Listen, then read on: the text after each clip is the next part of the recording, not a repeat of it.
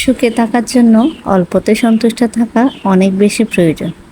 আপনি যত বেশি আরাম-আয়েশ খুঁজবেন, তত বেশি আপনি নিজেকে অসুখী মনে করবেন। তাই যা আছে তা দিয়েই খুশি থাকুন, তাহলেই আপনি সুখী হতে পারবেন। আপনার চেয়ে কে বেশি ভালো আছে তা না ভেবে আপনার চেয়ে কে আরও খারাপভাবে জীবনযাপন করছে তা ভাবুন, তাহলেই আপনি আপনার উত্তর পেয়ে যাবেন। কার গাড়ি আছে, বাড়ি আছে তা না ভেবে কার মাথা গোঁজার ঠাঁইটুকু নেই তার কথা একবার ভাবুন, তাহলেই আপনি বুঝতে পারবেন।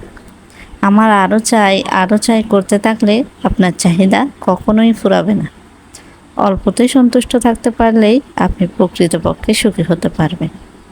সো আসসালামু আলাইকুম এভরিওয়ান, সবাই কেমন আছে? আল্লাহর অশেষ রহমতে আমি অনেক ভালো আছি। আশা রাখছি আপনারাও ভালো থাকবেন।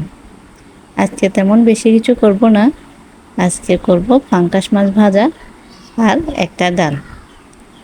প্রায় সময় তো এমনি মসুর ডাল, অন্য ডাল রান্না করা হয়।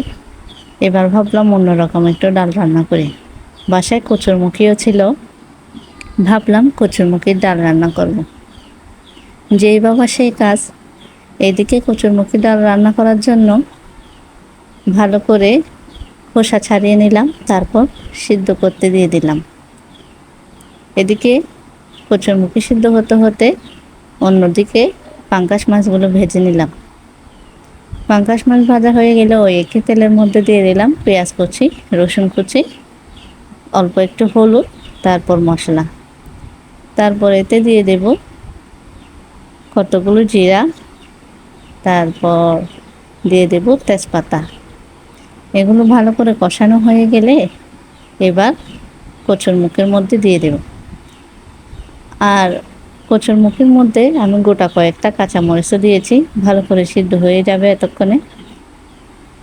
তারপর দিয়ে দেব এতে আমার তৈরি করা মশলাগুলো। দিয়ে দেওয়ার পরে এবার আমি কয়েকটা শুকনো মরিচ ভালো করে তেলে নেব, তারপর ওই ডালের মধ্যে দিয়ে দেব।